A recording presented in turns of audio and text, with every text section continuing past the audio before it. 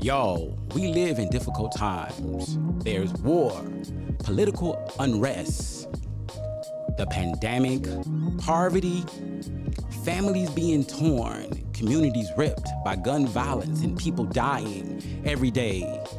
Police, injustice, it's all bringing so much pain. But y'all, we can look inside our minds and we can understand who we are, become better, and do this thing like we've never done it before. But it all starts with our mental health, and I know we can do it. I believe in you because I believe in me, and I believe in us.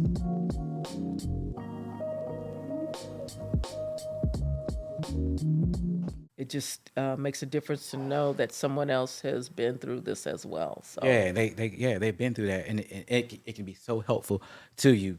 So, one of the things about autism and thinking about even from the level 1, level 2, level 3, we could talk about the challenges with engaging socially. We could talk about the challenge with communication. We could talk about the challenge with sensory to the environment. We can talk about the obsessions with ideas, the lack of empathy or expression of emotions, struggles with social cues. We could talk about all those things, and in that process, we see a human being that we can label with autism. But I think autism also challenges us to see that think about normal in a different way. yes, everybody's normal is different, and that's just like I was talking about neurodivergence earlier, because our brains work differently in different way doesn't mean that it's wrong. It's just different, Right. and then it's just each and every person has their own version of normal. Right, right. So Sir Margaret Mead and all those anthropologists who went around studying all those different cultures realized that, you know what, one culture is not really necessarily better than another, but people just do things differently. And so maybe in one environment they excel at mathematical and science, and they are very much an industrial powerhouse. Another society may seem very simple um, and traditional in some ways, or they may have customs and behaviors that's different. It doesn't necessarily make it inappropriate or not healthy or constructive. It's just different. They have a different idea about what normal is. Exactly. And when we see kids with autism, we realize that this brings about another way of looking at what normal should be. Hmm. This does that make sense? Absolutely. Yeah, absolutely. Yeah, absolutely. And because there are so many different facets, different ways that seeing things, and different ways that people navigate their world, and different abilities. Um, I had I had to tell you kind of a funny story. Somebody said, "Oh, um, those people are so smart. Oh, they're so amazing." And they have, what's your son's savant? Mhm. Okay, and my face just kind of fell. Well, I didn't want to say to her, he doesn't have a savant. He's not a virtuoso pianist or mathematician or anything. He's just himself, And that was a realization to me that not to be ashamed or anything like that, but just to be loving and excited just for who my loved one is. You know, I think one of the things we might say about a person with autism, just listening to you talk, this is my perception, is that the way your son learned how to communicate required an attentiveness that oftentimes people today don't have. And that allows for a connection, a special, a different connection that we oftentimes miss because we're so much in our phones, and we take that ability to connect for granted on some level. But it feels like with you and your son, y'all have a way of communicating that a lot of people could really learn from and appreciate.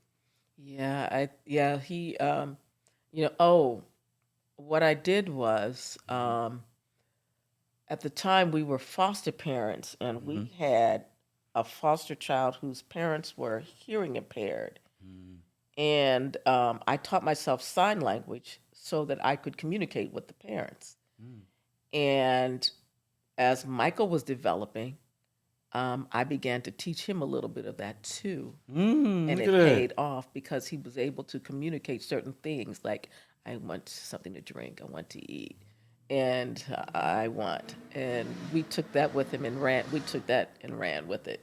Look at And that. yeah, so that facilitated communication. And we discovered that the facilitation of communication, it opens doors, All right. and irrespective of your level, your level of ability. Right, right. And you feel like um, he understood more than he could actually uh, express. Yes. Bottom line, he did, understand a little more. And when he was when he was younger, I would say, oh, when the children were younger, our boys were born in Puerto Rico, and so I would speak Spanish to the children, Mm-hmm. and so that they could communicate with their brothers, Mm-hmm. and so I was doing this with Michael, and to this day, Michael still knows a couple of Spanish words. Mm-hmm. And what happened was the speech therapist said that no, you only speak one language in the home. Just speak English. And so we just so it just kind of everything else kind of went by the wayside. But I just said all that to say is that there's so many ways that you can facilitate communication, Mm-hmm. um, with individuals, again, irrespective of their level of functioning. Right, right, right, So, right. Because at the end of the day, what we oftentimes measure, what we understand, there is some level of assumptions about what people can and cannot do because of what we don't necessarily see. So one of the gifts with with autism is you might see a person who seems like they really can't communicate that well. However, given the right circumstances, they might be able to express themselves in some way, like your son was able to. And they also may feel other things and may be able to connect with you in other ways if you're really paying attention. yeah, yep, that's the bottom line. If you're really paying attention, Yeah. but that requires for us to be attentive and to see it and appreciate it and stuff like that. You know, if you were, let me ask you this: do you feel like there's something that moving forward that you might want to do with Michael that you haven't done yet? Um, yes, he discovers discovering, Mm-hmm. and that needed to start at an early age. Um, Getting him involved in making him like do things like soccer or running or things like that, or Mm, different things, having them get involved in different things mm, to facilitate interests. mm, Temple Grandin, I had an opportunity to go to a lecture where she was lecturing, and she said, "Feed the database," and that struck me like a ton of bricks. Feed the database. In other words, expose him to multiple things. mm, Um, Present multiple things to him. And if you start early with that, and then in answer to your question, there's some things that I do want to do with him. Continue getting him out into swimming to get him moving around and doing more things pertaining to his interests. Open wide things that can present various things to generate interest. mm. So doing that with him as well.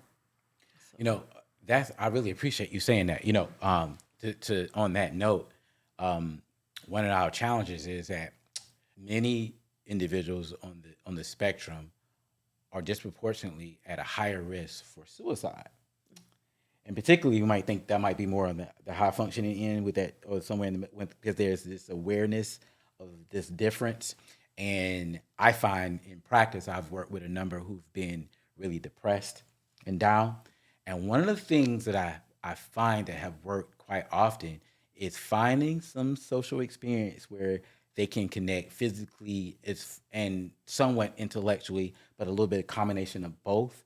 I find that some type of physical fitness, found boxing, um, to be very helpful and also help them engage socially on some level Hmm. of some of the vocational rehab experiences where they've been able to work and they've been able to engage other people who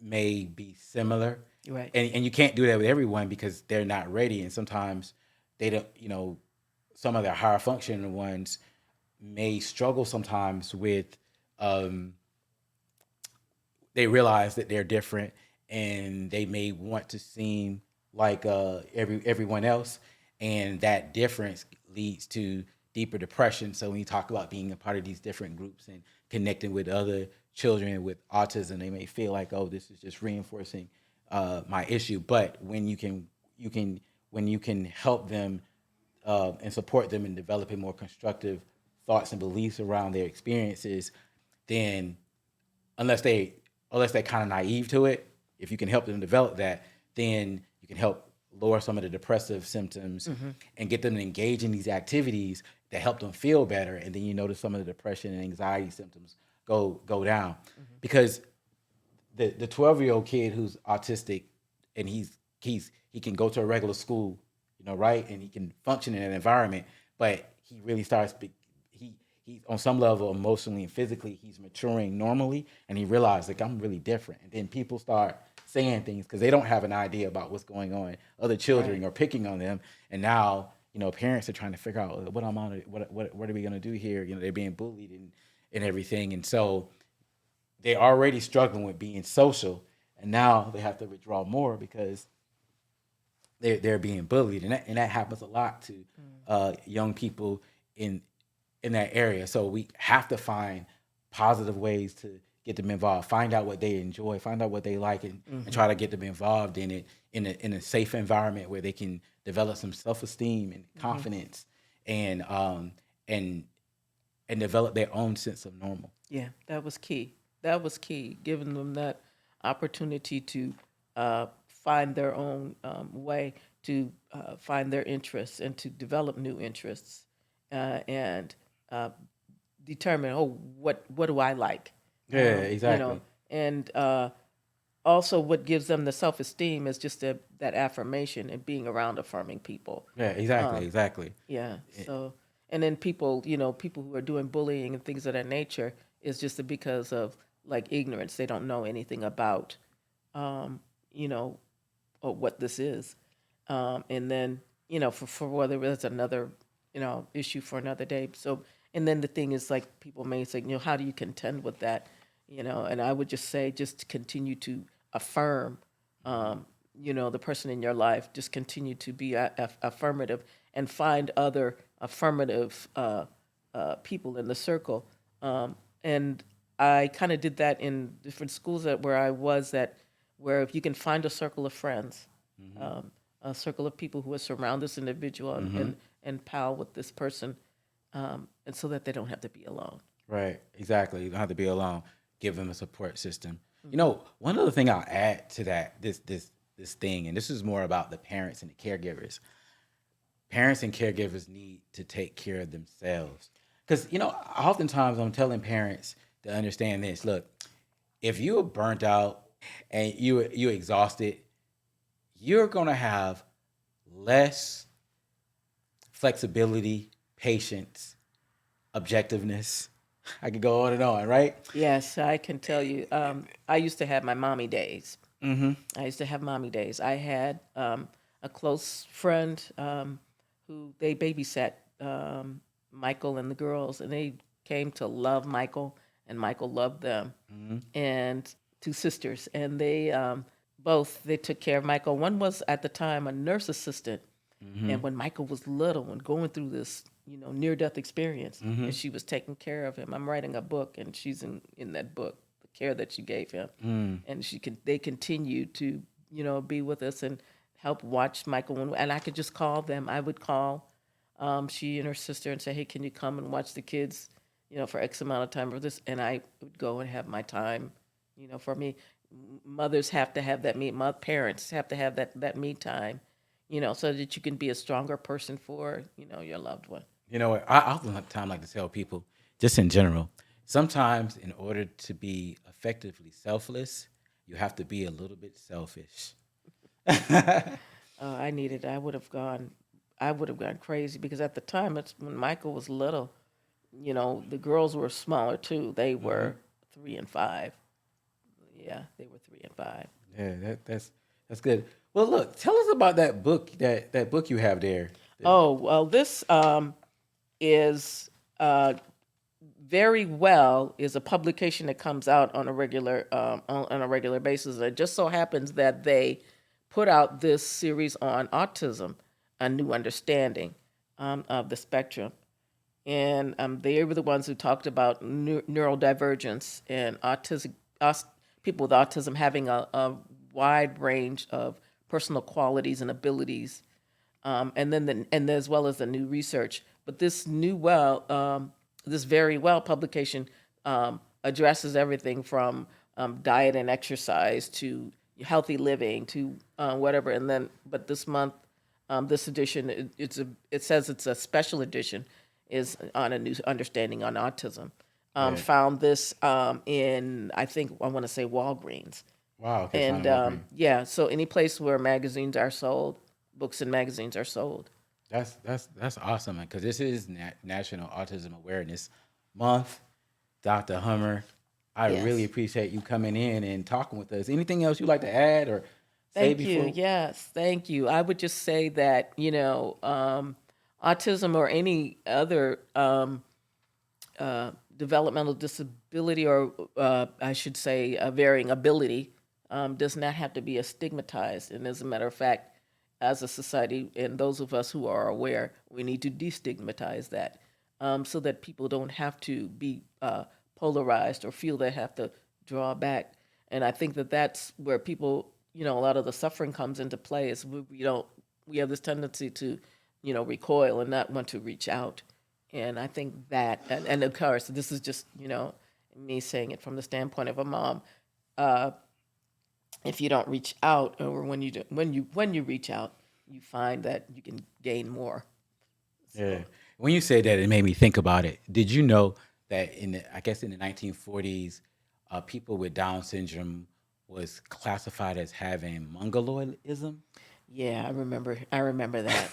I remember that. You remember that? I remember that, and yeah, And it's and that was based on biases, based on racial features and facial features. facial Yeah, features of people of Mongolian um, features. yeah, That, because of their eyes. Because their eyes. I think But anyway, yeah, just but that's unfortunate. And so yeah, thank God, society is coming into a greater yeah, awareness. like that, and then calling a flu the Spanish flu or whatever you gonna, we put these discriminatory and racialized labels on disease because we have our own biases, and we have to be very conscious of that because those things affect how we look at people, how we judge people, and so when you look at someone with autism, understanding they can be in so many different places, they're not all the same in they, but however they are, whether they're on um, one level one or they're on level three, they bring something to the table that makes life richer and better. And we don't need to be afraid of it. We need to learn and understand it more because maybe some of the things we are so concerned about, they can help us get better. I think one of the things I've learned from working with individuals that's on the spectrum is that they don't have the need to consume in general that we generally have, and because of that, they actually do a better job at helping us maintain a healthy environment where we got to have this, we got to have that, and maybe they're not focused on all those things. Right, Keep right. life simple. It's not that important. Like You know, the Right. things we get all caught up and emotional about. Oh, that's not that big a deal. Not that they don't like certain things or want certain things, but Hmm. sometimes, and I really appreciate that. I've seen that quite a few times, and I really appreciate that. You know, Yeah.